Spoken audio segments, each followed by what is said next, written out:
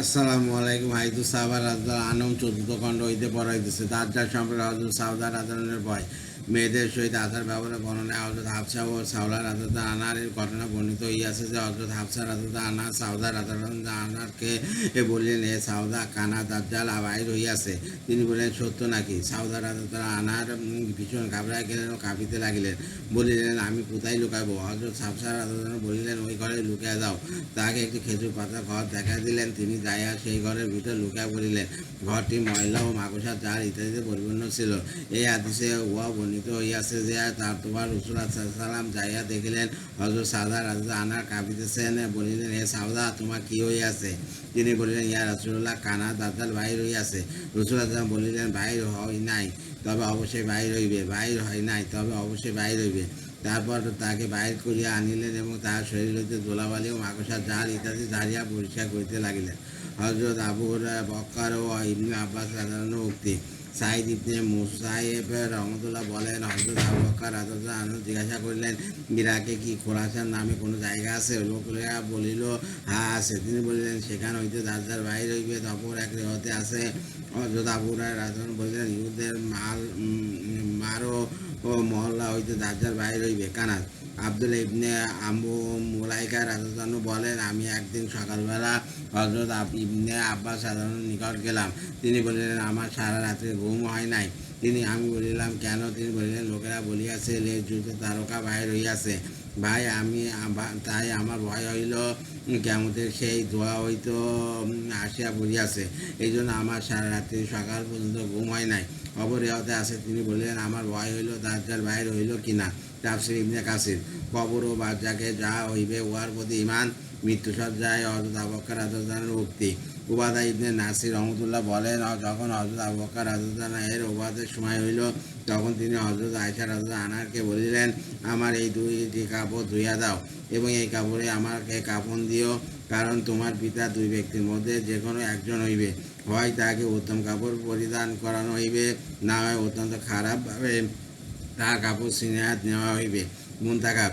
হযরত আয়েশা রাদিয়াল্লাহু আনহা বলেন, যখন আবু বকর রাদিয়াল্লাহু মৃত্যুর সময় হইল, তখন আমি বলিলাম, অত তোমার জীবনের কসম, জাওয়ানের মাল দৌলাত কোনো কাজে আসিবে না, যেদিন প্রাণ ছটফট করিবে এবং বুকে দম আটকায় আসিবে। হযরত আবু বকর রাদিয়াল্লাহু বলিলেন, হে আমার বেটি, এমনভাবে বলিও না, বরং বলো, অত সত্যকার মৃত্যু যন্ত্রণা উপস্থিত হইয়াছে যে মৃত্যু হইতে তুমি পলায়ন করিতে। তারপর বলিলেন, আমার এই দুইখানা কাপড় দেখো,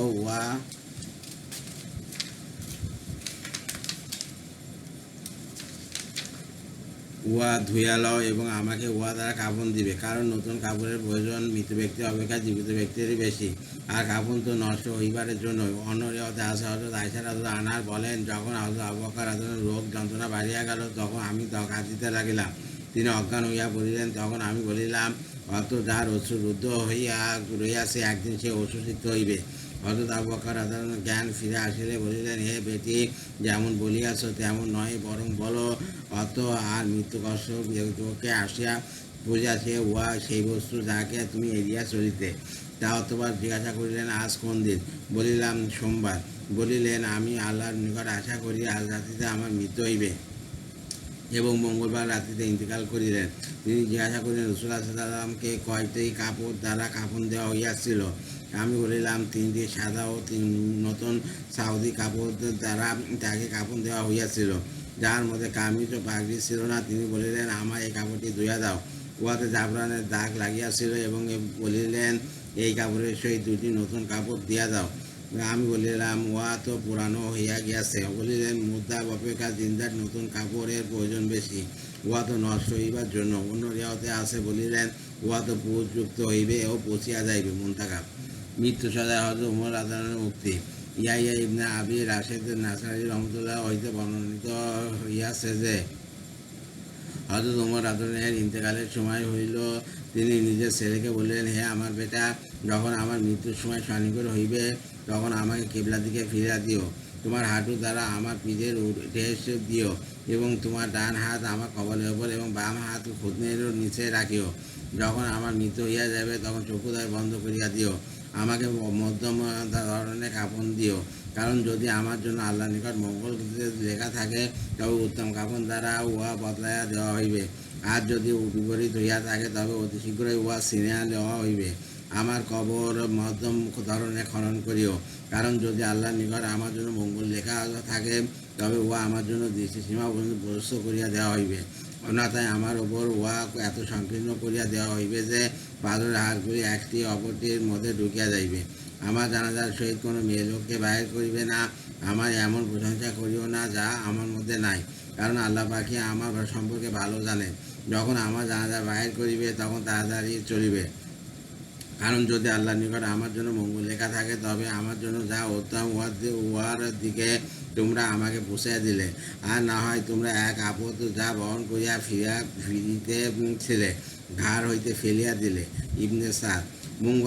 মঙ্গল আকাঙ্ক্ষী উপযুক্ত ব্যক্তিদের উপর পরামর্শের ভার ন্যস্ত করিবার অধ্যায়ে বর্ণিত হইয়াছে যে হযরত উমর রাদিয়াল্লাহু আনহু যখন বুঝতে পারিলেন মৃত্যু সন্নিকট, তখন বলিলেন, এখন যদি আমি সমস্ত দুনিয়ার সম্পদ লাভ করিতাম তবে উহার বিনিময় হইলেও আগত ভয়ানক পরিস্থিতি হইতে মুক্তি লাভ করিতাম। অথবা নিজের ছেলেকে বলিলেন, হে আব্দুল্লাহ, আমার গণ্ডদ্বয় জমিনের সহিত লাগিয়া দাও। হযরত আব্দুল্লাহ বলেন, আমি তার গণ্ডদ্বয় আমার উরু হইতে নামিয়া হাঁটু নিম্নাংশের ওপর রাখিলাম। তিনি আবার বলিলেন, আমার গণ্ডদ্বয় জমিনের সহিত মিলিয়া দাও। অথবা তিনি নিজের দাড়ি ও মাথা এলাইয়া দিলেন এবং মাটির উপর পড়িয়া গেলেন। তারপর বলিলেন, হে ওমর, তোমার ও তোমার মায়ের জন্য ধ্বংস, যদি আল্লাহ পাক তোমাকে মাফ না করেন। উহার পর তিনি ইন্তিকাল করিলেন, তার উপর আল্লাহর রহমত বর্ষিত হোক। কবরের সম্মুখে হযরত উসমান রাদিয়াল্লাহু কান্না। সাহাবাদের কান্নাকাটির অধ্যায়ে হানি হইতে বর্ণিত হইয়াছে যে হযরত উসমান রাদিয়াল্লাহু যখন কোনো কবরের পাশে দাঁড়াইতেন এত কাঁদিতেন যে তার দাড়ি ভিজা যাইত। তাকে জিজ্ঞাসা করা হইল, আপনি বেহেশত দোজখের আলোচনায় এত কাঁদেন না কবরের আলোচনায় এত কাঁদেন কেন? তিনি বলেন, আমি রাসূলুল্লাহ সাল্লাল্লাহু আলাইহি ওয়াসাল্লামকে ইরশাদ করিতে শুনিয়াছি যে কবর আখিরাতের প্রথম মন্দির। যদি উহা হইতে কেউ নাজাত পাইয়া যায় তবে পরবর্তী মন্দির তার জন্য উহা হইতে অসহজ হইবে। আর যদি এইখানে কেউ নাজাত না পায় তবে পরবর্তী মঞ্জিল তার জন্য আরও কঠিন হইবে। মৃত্যু সজ্জায় হযরত হুযায়ফা রাদিয়াল্লাহু উক্তি।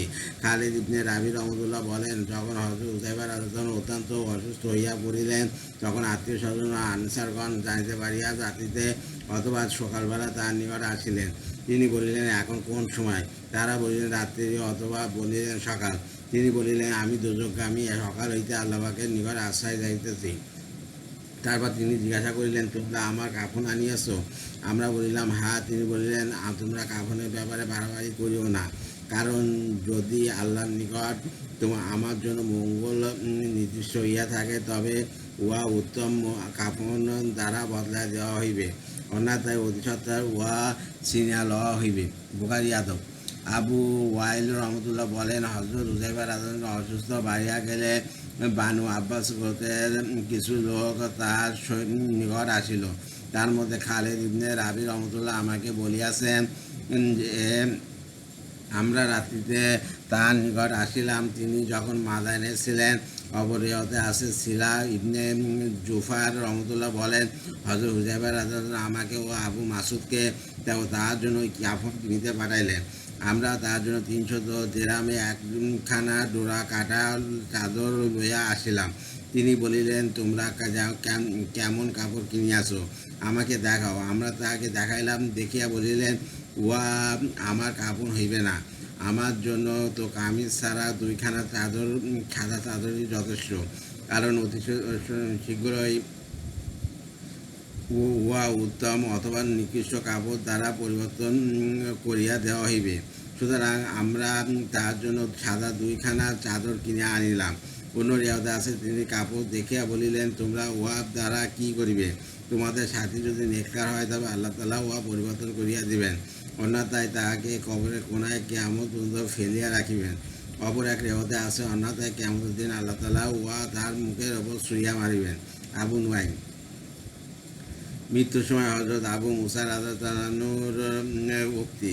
যা হোক, ইবনে আব্দুর রহমান রহমতুল্লাহ বলেন, হযরত আবু মুসা আশআরী রাদিয়াল্লাহু আনহু তার মৃত্যু নিকটবর্তী হইলে নিজের গোলামদিগকে ডাকিয়া বলিলেন, যাও কবর খনন করো, কবর প্রশস্ত ও গভীর করিবে। তারা আসিয়া বলিল, আমরা কবর খনন করিয়াছি, উহার প্রশস্ত ও গভীর করিয়াছি। অথবা তিনি বলিলেন, খোদার কসম, উহা দুই ঠিকানার একটি হইবে, হয় কবর আমার জন্য এত প্রশস্ত করিয়া দেওয়া হইবে যে উহার প্রত্যেকে কোনো 40 হাত হইবে, তারপর আমার জন্য বেহেশতের দরজা খুলিয়া দেওয়া হইবে। আমি আমার বেহেশতি স্ত্রীগণ, আমার ঘরবাড়ি ও যাহা কিছু সম্মান ইত্যাদি আল্লাহ তাআলা আমার জন্য প্রস্তুত করিয়াছেন উহা দেখিয়া থাকিব। অতঃপর আমি আমার তথাকার বাড়ির পথ সম্পর্কে অন্ধকার এই বাড়ির পথ অপেক্ষা অধিক পরিচিত হইব। এইরূপে আমি বেহেশতের বাতাস ও আরাম কিয়ামত পর্যন্ত ভোগ করিতে থাকিব। আর যদি তা না হয় তবে আমি আল্লাহর নিকট উহা হইতে পানা চাইতেছি। তবে আমার জন্য কবর বর্ষার নিম্নে লোহা অপেক্ষা অধিক সংকীর্ণ হইয়া যাইবে। আমার জন্য দোজখের দরজা খুলিয়া দেওয়া হইবে। আমি আমার শিকড় ও লৌহ বন্ধনী ও সঙ্গীগণকে দেখিতে থাকিব। অতবার আমি আমার দোজখের ঠিকানা সম্পর্কে আমার অন্ধকার বাড়ি হইতে অধিক পরিচিত হইব। এভাবে আমি কিয়ামত পর্যন্ত দোজখের গরম বাতাস ও গরম পানির কষ্ট ভোগ করিতে থাকিব। আবু নুয়াইম। আল্লাহ হাফেজ।